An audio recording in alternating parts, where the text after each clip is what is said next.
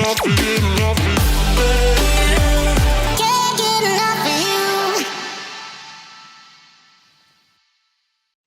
What's up, everyone? This is Matt Martin with The Grass Factor. Today, I wanted to do a special presentation, a special episode about pricing fert and squirt applications. And the reason why I want to do this is because I get asked so often, how do I price this? How do I bid this kind of particular job? And the answer to that question is never easy. And I've never been one to shy away from the fact that business is not my strong suit. It's not what I'm classically trained in. It's something I've had to grit and grind and navigate my way through a series of failures. Now, I wish I would have had the opportunity when I had a fertilizer and weed control business to sit and talk with someone like Wayne, who I have here.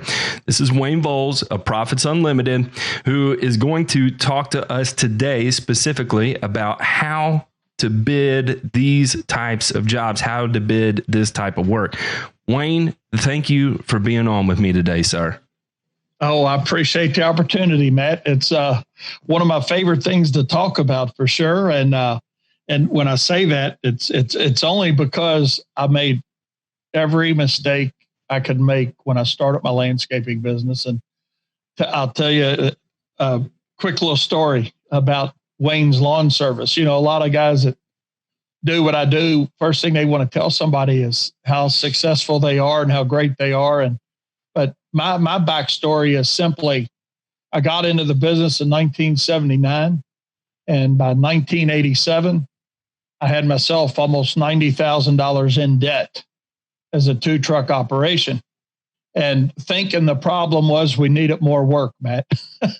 It was, we were doing it like everybody else was doing it. We're thinking, man, we need more work. We need more work. We need more work. And it wasn't more work that we needed. We needed to understand why we were charging what we were charging for the work that we were doing, because our pricing model was based on what everybody else was doing, what we thought the market would bear. I kind of joke about it now, but it wasn't funny at the time. When you finally get tired of it, and we can fill in whatever we want to, whatever tired of it is, tired of not being able to pay yourself, tired of not being able to pay your suppliers, tired of not being able to pay your employees. When you finally get tired of it and you realize that another truck and another lawn application guy tech isn't going to fix the problem, then you sit down and you say, what's really broke? And what's really broke for most of our companies is why we charge what we charge. It's just that simple. And that's where guys starts to get things worked out. Yeah. And I like we talked about before we really got going, so many times what I see in fertilizer and weed control is that when people get going in the industry and they don't have a starting point, and the majority of the time, why they get into lawn care in general is they had a job at one of the big national outfits. They worked at True Green. They worked at Scott's. They're a good technician. They're a great technician, and they see flaws in that system. And so they have dreams and aspirations to do things the way they understand need to be done to provide the best service possible and to provide the best lawns possible. Now, the piece of that that's missing from being a good technician is the fact of how to price your lawn care. So what the majority of people do is they take the price list they operated on at one of the big national companies and adopt it as their pricing structure, and whether they use it as a starting point or even they just operate fully off of it, but there's no real understanding of how they're coming up with those numbers. And when you adopt that kind of philosophy to model your business as an expert compared to them, however, you're operating on the same price structure, we all know what happens. And so if you could touch on what exactly happens when people adopt that model. Well, the problem is, I think the first mindset we got to change, even when a person goes on their own like that and, takes somebody else's pricing structure, whether it's a True Green pricing structure or a ABC lawn structure, whoever it is, first of all, a guy always says, to your point, Matt, it's always greener on the other side kind of thing. So I'm going to start my own. And they start their own based on that company's pricing. And, you know, and I almost put myself out of the business doing that same exact thing. That's how I had myself so far in debt, because I was looking at my competitors and saying, well, they're charging X number of dollars to treat a lawn. And then my customers have this expectation of, well, you're too high or you're too low. And I'm listening to my customers. And the reality of it is, you know, when we listen to our competitors and we listen to our customers, and I know there's a fine line, so let me explain it before everybody thinks I'm stupid. But, you know, but I always say you got to ask yourself first, who's running your company? Is it your customers? Is it your competitor? Or is it you? And when you decide that it's you that's running the company, then you got to look at the aspect of, okay, what the two statements, Matt, that were running my company, honestly, in my mindset was they won't do it and they won't pay it. You know, and I'm a firm believer at my age now that, you know, I'm a little thin on the side here. You know, you're sitting there scratching the side of your head and you're putting that proposal together, right? And you're thinking, man, that's a lot of money. They're not going to pay that when they can get it done for this. But when you actually sit down, and for the companies that survive, that's what they end up doing as a whole. They sit down and they figure out, hey, what's it really cost me to do the job? Because if I've got a pricing model that's based on somebody else, I'm going to become a statistic. It's just how long before my company fails, and how much am I going to put myself under? How much pressure am I going to put myself under before that company fails, trying to do it like somebody else is doing it? Because, you know, and what I try to help a contractor understand, and a business owner or business manager to understand, is simply, if one methodology, if one pricing model worked for everybody, why are the failure rates so great in our industry?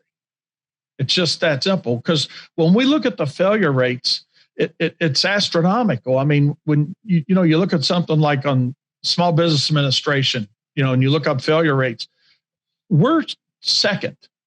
There's only one industry that fails more than we do, and that's restaurant startups. And why are we failing? It's not because we're lazy. It's not because we're stupid. It's simply because we don't know what we don't know about running our businesses. So what we need to sit down and do is figure out, hey, what's it cost me to run what's that truck cost me? You know, fortunately or unfortunately, however a person wants to look at it, you know, if you're buying your herbicides and your fertilizers and things like that we use every day, mulch, whatever it is in our businesses, they come in with a price tag, right? So we're not going to undersell that in most cases because we know what we've paid for it. But what doesn't come with a price tag in our business is additional overhead. And we'll talk a little bit about that here in a second. Or, hey, I bought a truck. What's that truck cost me per hour or per mile or per stop? What's, you know, those are the things we're going to talk about today, is how do we implement those things into our business model of we talk about the methodology for coming up with, hey, what are we going to charge to spray a yard? How do we implement that into our business? Because I think that's where most of us fall short. We just don't know how to do it. Yeah, and so let's kind of start moving into that, and I'll give you an example. Whenever I'm asked this question, I because it can be so complex, and this is my big thing that I never take into consideration when people ask me that question. First, I tell them I'm not the right person to ask, but second of all, when we move into that, normally I was used to pricing things on the way I was set up, meaning I didn't have a lot of truck payments. I didn't have a lot of equipment payments.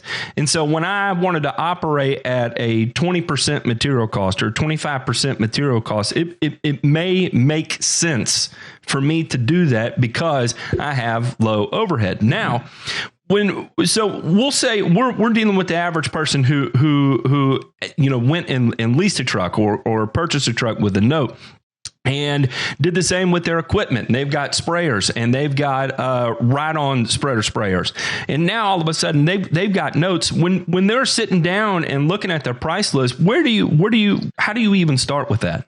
Well, that's the thing, Matt. We look at it same way I did when I got into the business. I thought, I'm small, I can do it cheaper. I've got a truck that's paid for. The farming mentality, as I call it. And I don't, no disrespect to farming. I spent several years in that industry myself. Okay. But it's that guy that's got a real job that's paying for that truck. Okay. And so when we go, we say, well, I'm just spraying a few lawns on the side, or I'm just doing this. I'm building my business. I can do it cheaper because of my overhead. The one thing that we'll look at here in just a few minutes is just because you're using smaller, let's just look at that frame. Just because you're smaller doesn't mean you can do it cheaper, because the smaller guy, he may not have the overhead, but what he also doesn't have is the use rates of that equipment. In other words, you take a TruGreen for an example. They're running that truck 6 days a week, multiple hours a day. They got the buying power on the trucks. They got the buying power on the spray tanks. They got the buying power on the chemical. So the reality side of that is larger can do it cheaper than smaller. Because if I buy a spray tank that costs me $5,000, let's say, just a 300-gallon spray tank or a Z spray or whatever equipment you're using, more than likely, as a smaller company, I'm not going to have the use rates on that equipment that a larger company has. So my direct cost of operation, or my direct cost per hour, is going to be greater than somebody that's using it more frequently. And that's until we start thinking like that and understanding that methodology, then you say, okay, well, yeah, but I don't have the additional overhead that TruGreen's got. That's right. So maybe your additional overhead's not as great, or your indirect costs are not as great, but your direct cost is higher. And guess what those two things do? They balance each other out. So ChemLawn can do it cheaper because they got buying power. So their direct cost per hour is less, even though their overhead costs are greater. But Wayne's using something as a guy that's doing 100 lawns or 150 lawns on his own, part-time or full-time, whatever it would be, then my direct cost to use that equipment's greater because I'm not using it the number of hours that somebody else could be using it. So that's what I think we'll talk about and go over here, Matt, is how do I calculate cost per hour of operation for my company, your individual company? Because at the end of the day, that's all that matters. What's it cost you to use that piece of equipment? What's it cost you to use that truck based on your overhead, your use rates, and your expenses? It's one thing that it makes more sense to me now. I wish I had the experience I have now then, because, now I'm in manufacturing and it's all about cost per hour, direct and indirect cost per hour, and managing that to the most minute detail is the only way to make it in manufacturing. So now that I have this experience, it makes more sense to me. But hearing you talk about this now, if it were me 3 years ago, I would be a little overwhelmed with it. So I think let's kind of move into this. When you're talking about direct cost per hours, where does the lawn care operator start? I say you sit down with a sheet of paper, and what are they writing on this sheet of paper to start with? Well, here's what a person's got to do: is sit down and ask yourself, okay, where's my company right now? What am I doing volume wise? And what are my goals? Because, it's just like you in manufacturing, Matt. I would assume, when we assume something, we get in trouble, right? But, a contractor has to look at what they're doing and say, okay, I'm going to just pull this number out of the air. I'm doing 75 yards now, but I would really have plans of growth. I want to do 150 yards next year, 125 yards next year. So when we're sitting down and we're calculating our cost per hour, we want to not look at just what we're doing right now, but what are our goals for next year?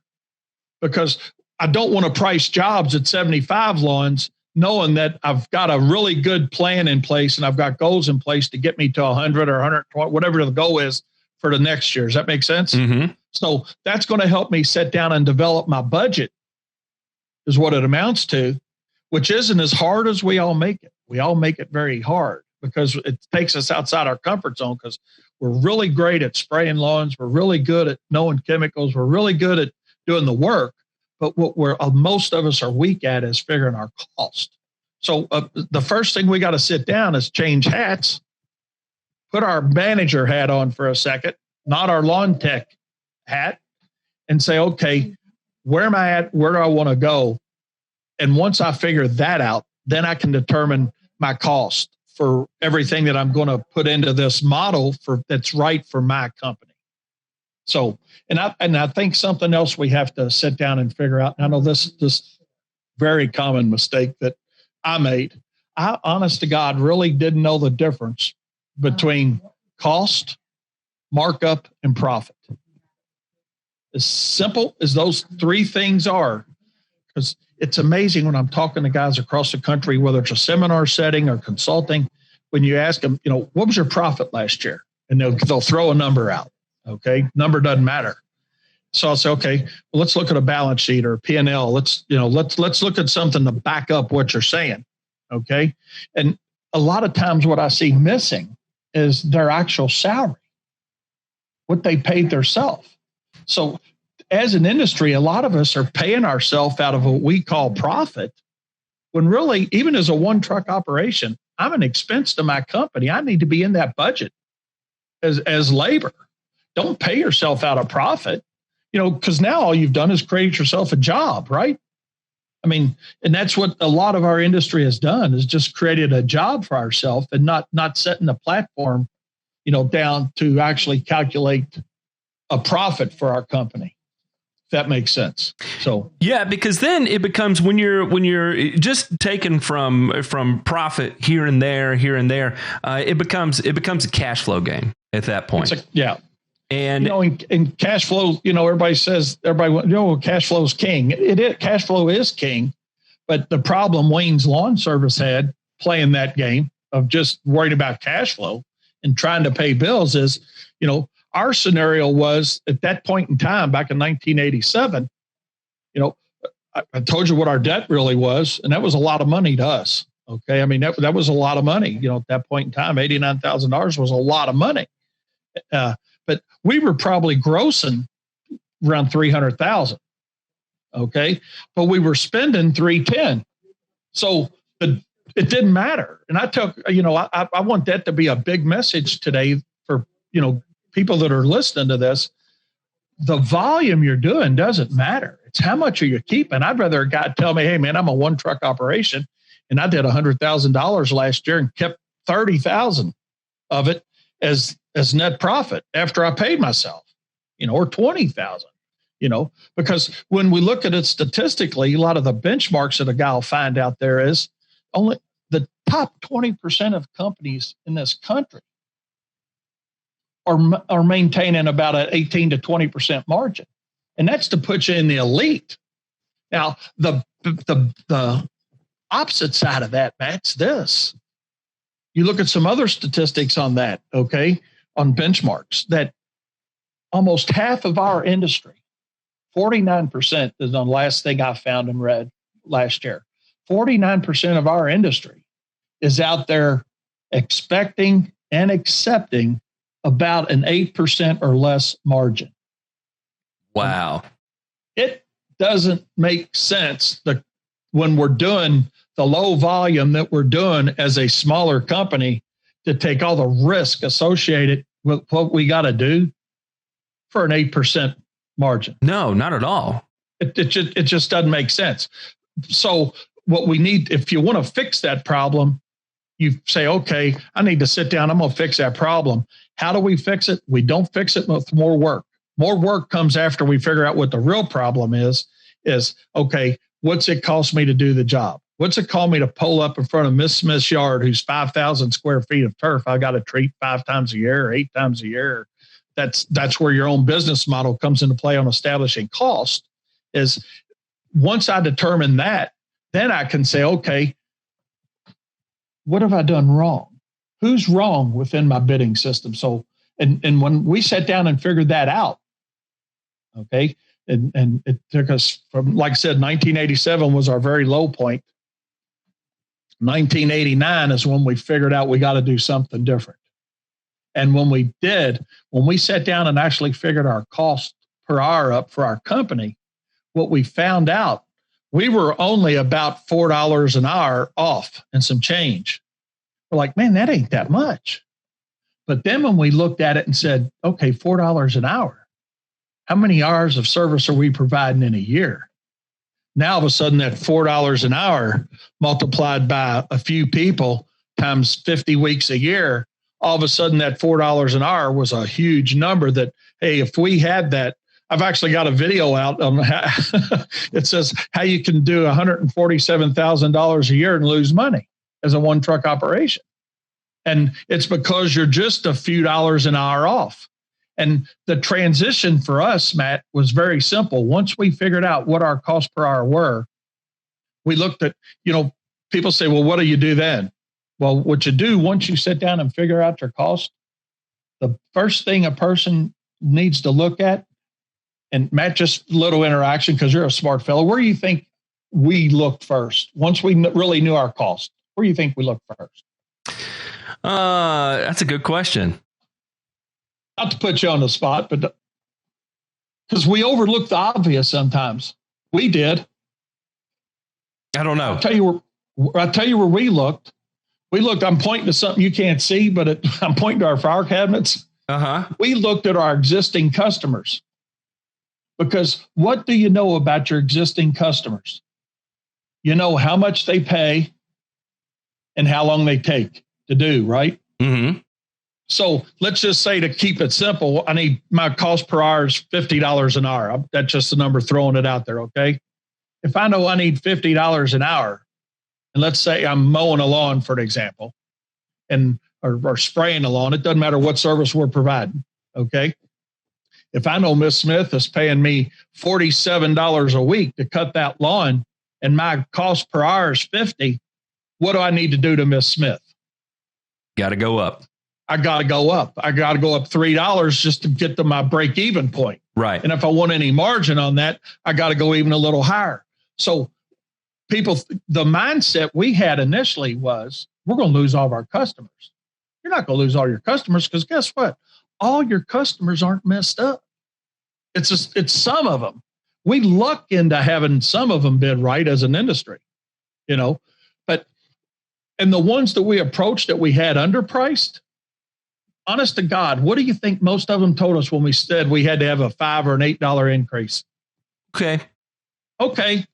And now what you're doing, people can see me, you're doing this, you're kicking yourself like that in the butt, thinking, Jesus, how long have we been leaving this on the table? All because we didn't know what we didn't know. Right. And for the ones that did fire us, at the time, we thought it was the worst thing in the world. But reality said this to us: we should have sent them out thank you notes, because every application that we were going out and making that we were $3 off on, or $4 off on, or $10 off on, we'd been better off pulling up to Matt Martin's house and saying, here, Matt, here's $3. This is what we're losing every week. I'm going to go spray another yard, bid at the right price. And that's how you fix it. Because when you're losing money on a property with every visit like that, it becomes exponential after a point. Oh, yeah. And the mindset is, well, we'll make it up on something else. Mm-hmm. I don't want to make it up on something else. Mm-hmm. I want to make something as a business owner on everything I do. Now, I know that some things are going to bring me a better margin than others, but as a business owner, I don't want to lose 7% here to get 8% or 12% over here, because now I'm at a 4% net margin. No, I'm not a fan of that personally. Now, I know a lot of guys, their motto is that, hey, we'll lose here to get this. But, I personally want to get something on everything and get more on others. That's just me.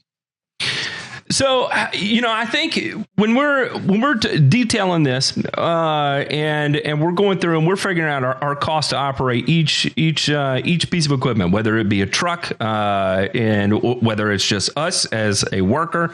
What about pieces of specialty equipment? We'll say like an aerator that you only use for 6 weeks out of the year, but you've got 12 payments on out of the year. Yeah. It's really simple, Matt. It really is. We developed a spreadsheet, a simple fill in the blank spreadsheet. It's that simple. Okay. I know guys can't see it well, but it's just that simple. It's a simple sheet where you fill it out. We call it know why you charge what you charge, because that's what we didn't know. Okay. But it's a simple to fill out spreadsheet. You don't have to be an accountant to understand it. And where we got the methodology for this, quite honestly, or part of it, my brother and I, we were still in the mode of we need more work. So we had went to our state association annual meeting, and we're sitting in a marketing class, listening to a guy by the name of Dr. Staglin from University of Kentucky talk about how Nike recovered the cost of their advertising in their tennis shoes. Believe it or not, that's the scenario we were going through.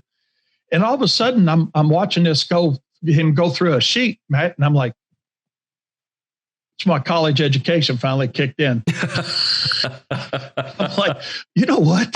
I need to adjust this thing a little bit, but it'll work for lawnmowers and weed eaters and spray tanks and aerators and power seeders. This same methodology will work.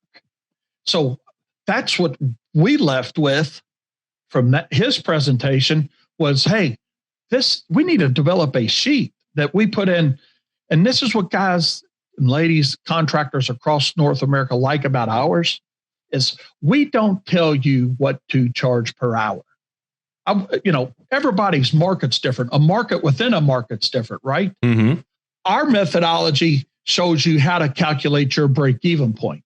Mm-hmm. Regardless if you're in Boise, Idaho, or Fort Lauderdale, Florida, or Augusta, Maine, everybody's got a break-even point that they need to know for their company based on their overhead and their use rates.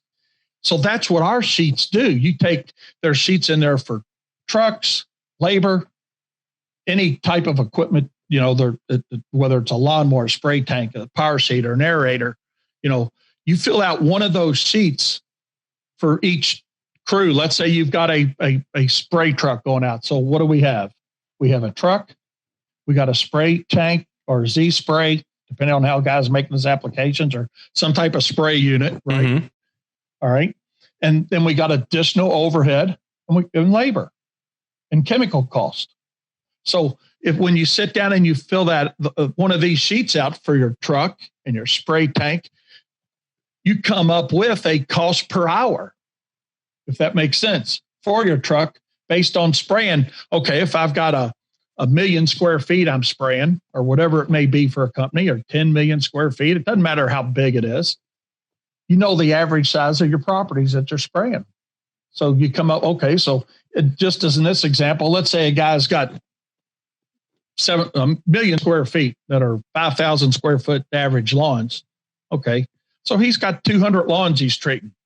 So now so what you do then, the reason that's important, we're determining what a base is going to be to come up with our cost. So if I've got 200 lawns I'm treating, right? I've got 200 stops per round I'm making. Mm-hmm. Okay.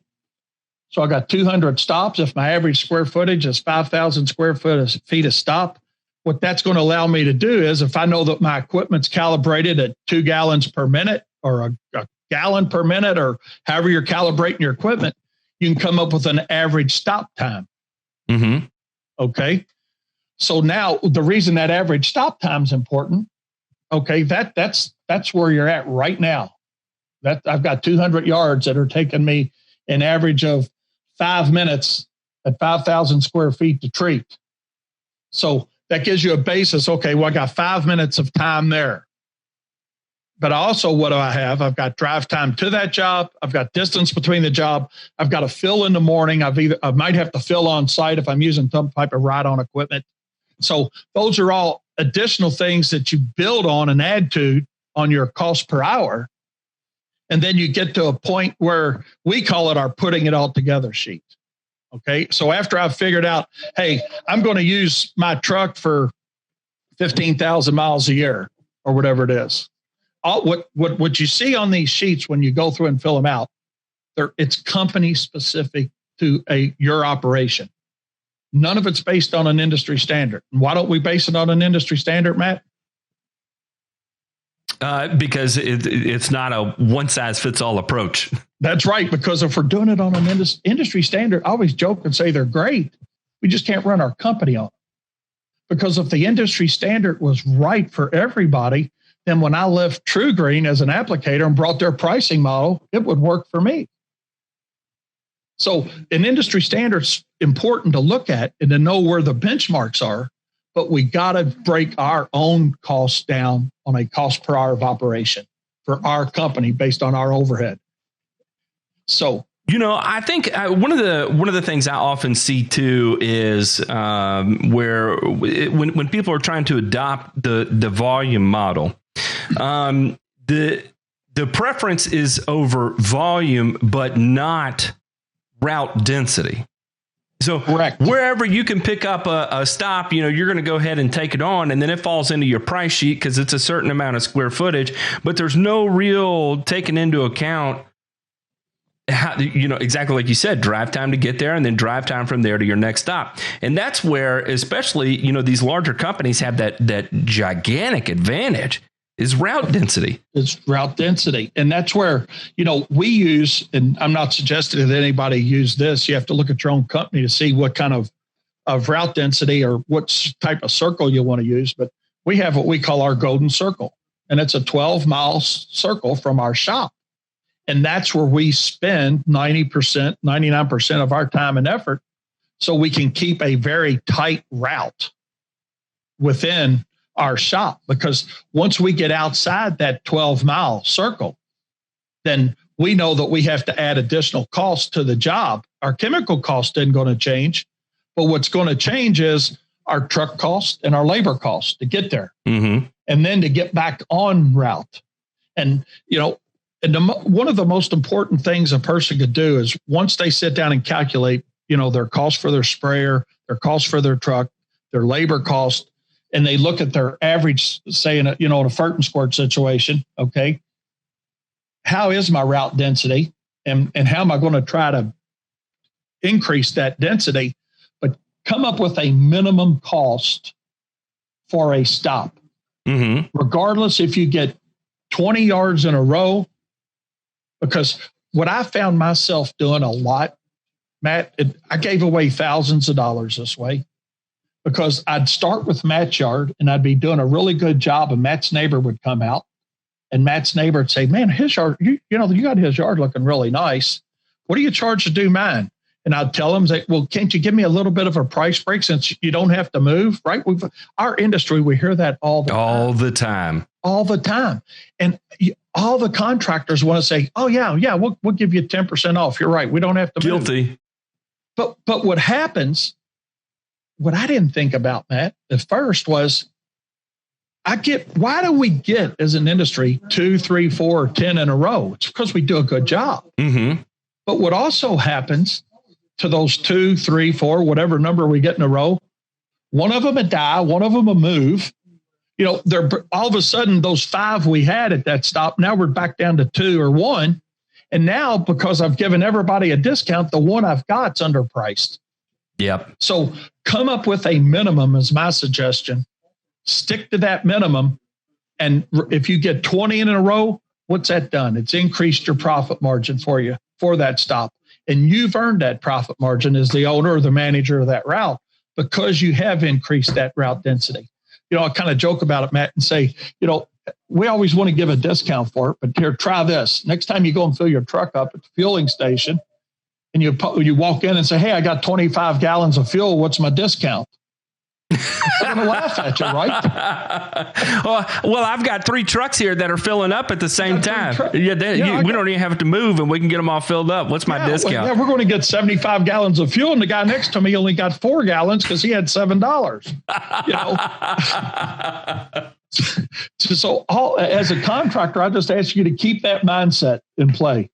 We're not getting discounts on fuel when we go in and get multiple gallons. You've earned that business that you've got in a line and in that tight route. Because then when you lose one of those customers, whether they lose their job, whatever happens to them, they pass away, God forbid it happens, but it happens, you can still you can go for one customer or 5 customers and know that you're not going to have to go back and change pricing for anybody. So let me ask you, when people attempt to make this transition, right, where they are putting profit first and trying to understand the intricacies and the details of why they're charging what they're charging, what are some common mistakes people make as they make that transition? They want to give a group discount. That's one problem, even after they've determined cost, because it goes back to that question, who's running your company? Mm-hmm. You're your customers. Okay. But, so that's a common problem. Once you've determined cost, that you still fight. Okay. Another problem that we kind of ran into a little bit with our pricing was, I don't want to say most, but some. We hear once you calculate cost, it does normally put you above and beyond pricing for a lot of your competitors. Okay, just because you do know what you know now that you didn't know. So you've got to be able to respond to the price objection. I always refer to it, Matt, as now you got to be a salesman and not an order taker. And what I mean by that is, if I'm a smaller company and I know I'm going to be pricing my jobs higher than a lot of my competitors because I know why I've got to be able to create perceived value for my customer. What's going to make me different and better? Well, what's going to make me different and better is because I understand my cost. I might be on the surface a little higher for the service, but what are you going to get for that service? What you're going to get for that service is, and I say this with all due respect, God gave us so much daylight. And when we don't understand cost, a lot of times we get more work. And when we get more work and we don't have enough time to get it finished, what do? We rush. And when we rush the job, what happens to the quality? The quality goes down. So, Ms. Smith, I understand we charge a little more, but what we're going to do is give you the time that it takes to make your application proper for you. Make it right. And that is the whole reason people decide to go into business for themselves the majority of the time in Fert and Squirt, is that right there. And that is the missing piece between being successful at it and failing at it. Agree, 100%. When we look at why we're failing, okay, number one reason we're failing, and there's a lot of things that you can take a tangent off on this, but it's training, lack of training. Okay, a lot of people think it's pricing, but training is number one, then pricing. But number 3 is customer service. And it goes backwards from that. Hey, what's the nice thing about all 3 of those, though? Training, pricing, and customer service. What is that nice thing about all 3 of those, Matt, regardless of what business you're in? They don't cost anything, or they cost very little? Well, what else, though? You didn't know I was going to ask you some questions. No, I don't know how to answer it. I got no idea. You know what the nice thing about all 3 of those are for me, the way I see it? What's that? Me as a business owner or a manager, I control all 3. Yes.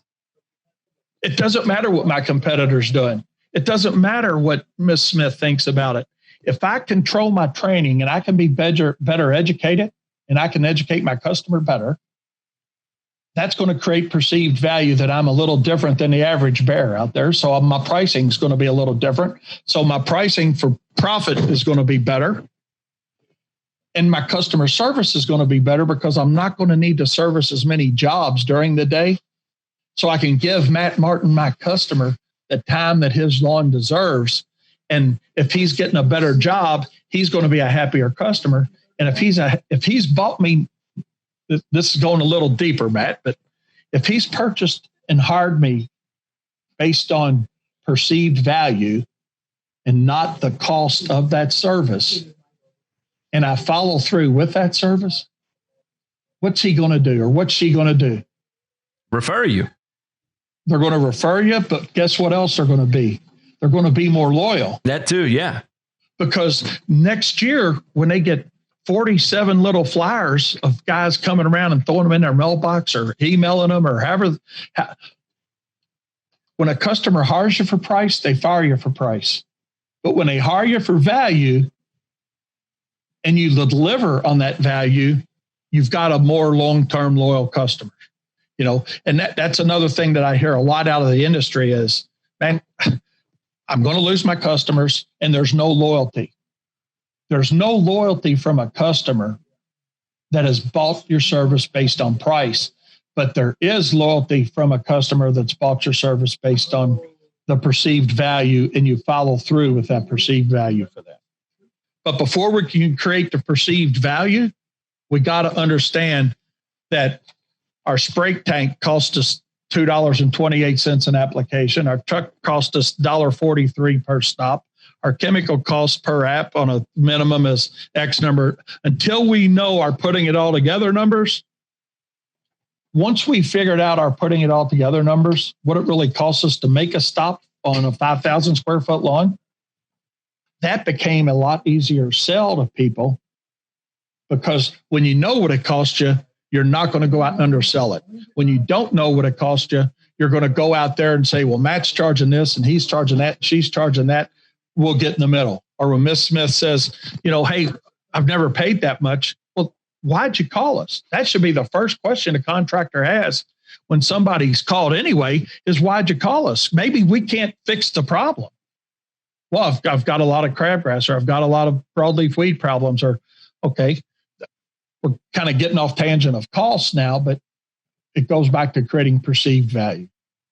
If we're better educated, we can educate the client and we can charge a higher price, not just to charge a higher price, know why we're charging a higher price, and then go out and make a better profit than the average person.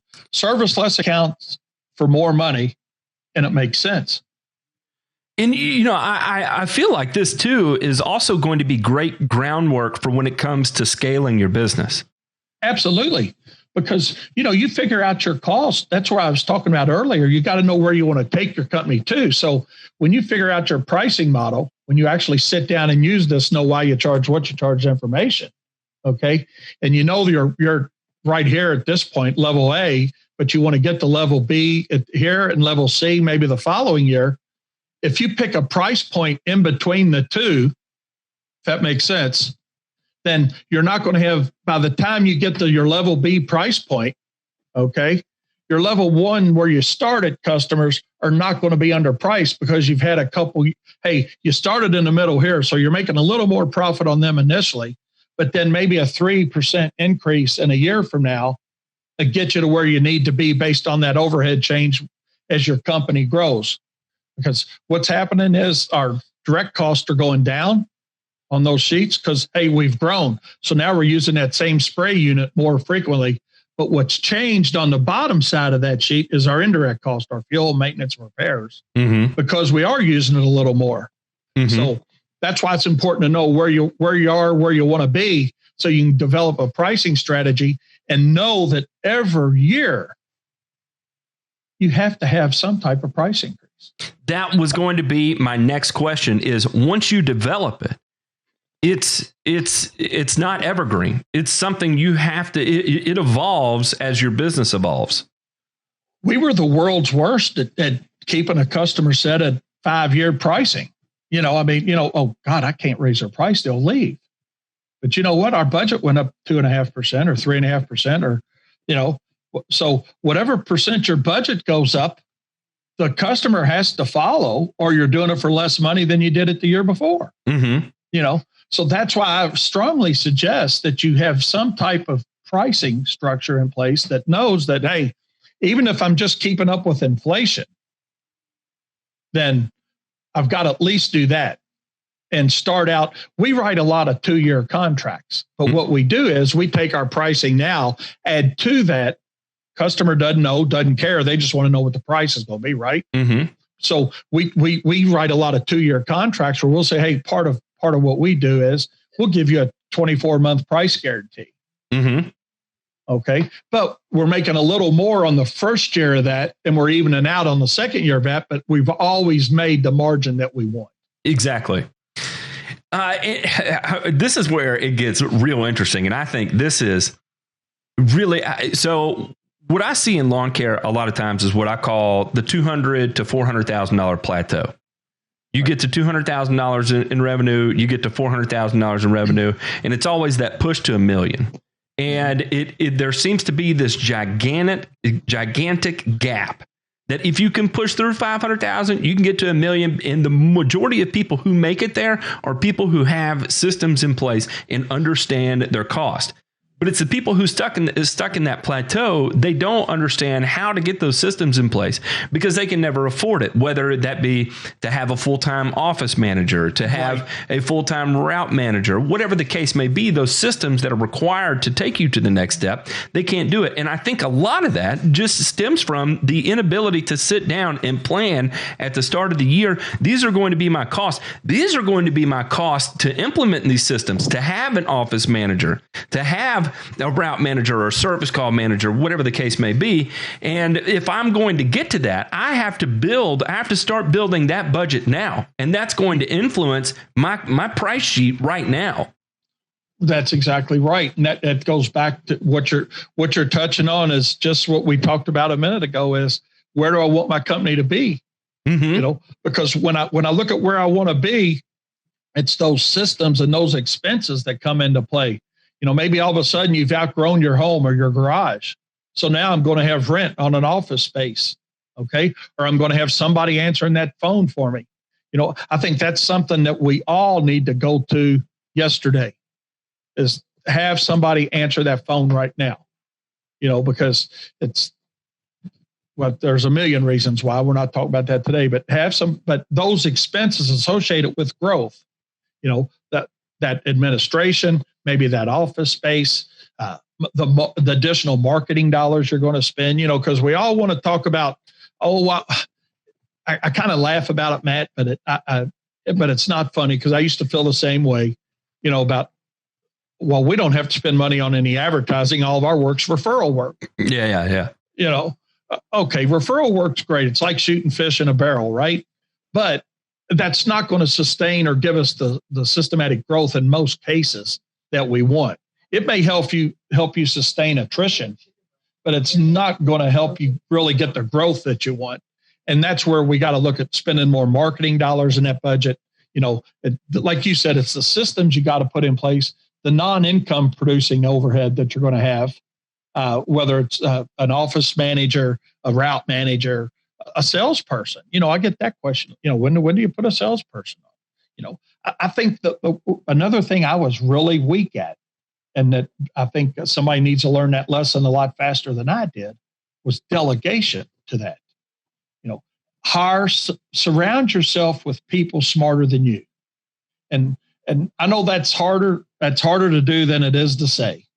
I agree 100% with guys that talk about employee issues, but it is part of the game, regardless of what business you're in.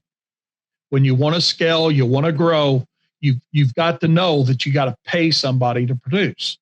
And it's not just pay with pay. It's not monetary pay all the time. It's respect a lot of time for what somebody does.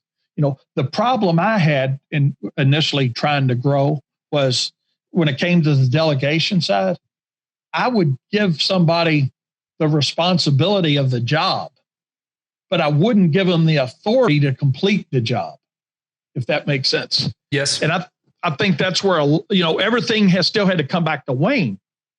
And it gets to the point where things can't keep coming back to Wayne, or they can't come to Matt, at some point you got to say, hey, Wayne, you're going to handle this. And I might not agree with every decision you make, but that's okay. If you made a decision that I thought we should have done differently, I'm not going to scold you right in front of everybody about it. I'm going to say, hey, Matt, here's the way I think we can handle this differently next time. And know that we've all heard that, right? That you praise in public and scold in private. But as an owner, we've got to delegate that authority with the responsibility that we give somebody if we expect them to do a good job, and then don't criticize them when something isn't done exactly right. Because none of us are perfect. None of us are walking on water. There's one person that walked on water, with all due respect, so we're all going to make mistakes, but know that we got to give that authority to somebody with that responsibility to do what you're asking them to do. Yeah, well, one thing we talk about internally all the time is people are not scalable, systems are scalable. Right. Because there's only one of me. I cannot recreate myself. It doesn't work that way. But what I can do is empower somebody to be better than me, to take Correct. their education to the next level, to take their knowledge and put it out into the world. Greater than I can. And until you give someone that authority, that freedom to do so, they're always going to continue to operate in a less than situation. That's right. And then all you've created is a yes person. I mean, oh yeah, that's the way we're going to do it. That's what, I don't want yes people around me. People ask me all the time, Wayne, what would, whether it's landscaping or whether it's doing a retaining wall, if I know the answer, I know the answer. But what I can do is put you in touch with a person at my company that knows the answer to that. Mm-hmm. Well, what do you mean? You own a company and you don't know how to build a retaining wall taller than 3 feet high? No, honestly, no. But I got people that do. Yeah, right. But you got to empower that person with that, hey, this is who's going to do it, because all of us can't know everything or shouldn't know everything. We need to have a handle on it and know what we do and have a handle on what we're doing and make sure our certain policies and procedures and systems are in play. But what we don't have to do as a business owner is have our finger on everything as our company's trying to grow. We got to know what's happening. And I hope I'm making that point clear to everybody. We got to know what's happening, but give somebody else the authority to make that decision and move along. And if it's not the way we all wanted it to be, and we thought, hey, man, we do it differently, then let's discuss how we do it different next time.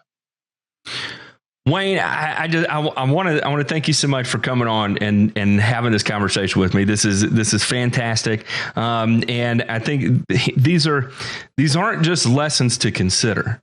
That this is how you do not become one of the statistics of the green industry. This is how, whether it's hitting your plateau, whether it's failing within the industry, whether it's being a slave to your business, whatever the statistic you want to insert yourself in. That's right. This is the solution to get out of it.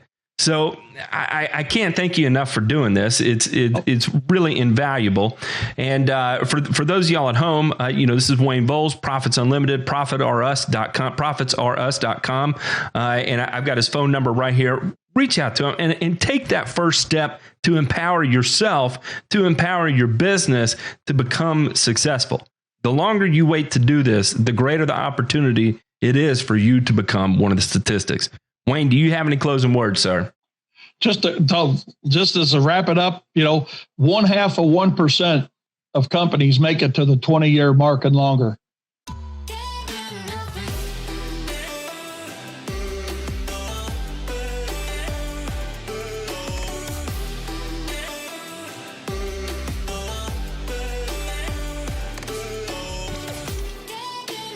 Getting off of you.